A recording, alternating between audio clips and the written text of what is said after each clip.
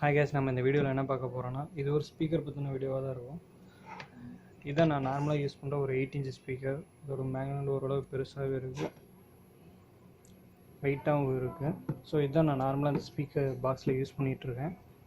இப்போ பார்த்தீங்கன்னா என்கிட்ட ஒரு பழைய ஸ்பீக்கர் இருந்துச்சு, அதாவது காயில் கிழிஞ்சிருச்சு. ஸோ காயில் ரீஒர்க் பண்ணியிருக்கேன், காயில் கட்டியிருக்கேன். இது பார்த்தீங்கன்னா காயில் கட்டுறதுக்கு ஒரு 45 ரூபா செலவாச்சு. எனக்கே தெரியாது காயில் கட்ட. ஸோ இதை நானே ட்ரை பண்ணேன், எப்படி பண்ணி பார்க்கலான்னு சொல்லிட்டு.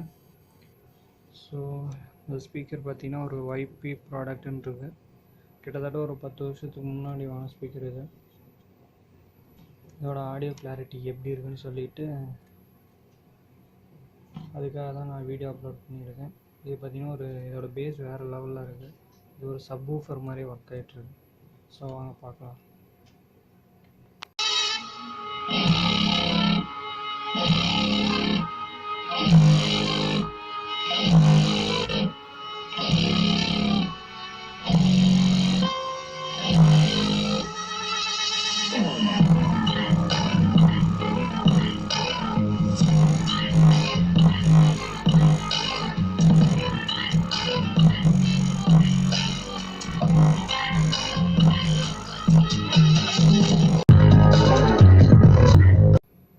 நீங்களே பார்த்துருப்பீங்க, சப்வூஃபர் மாதிரியே நல்லா ஒர்க் ஆகுது.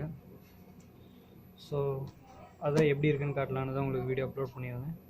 நெக்ஸ்ட்டு பார்த்தீங்கன்னா நான் ஒரு 5.1 ரெடி பண்ணலான்ருக்கேன்.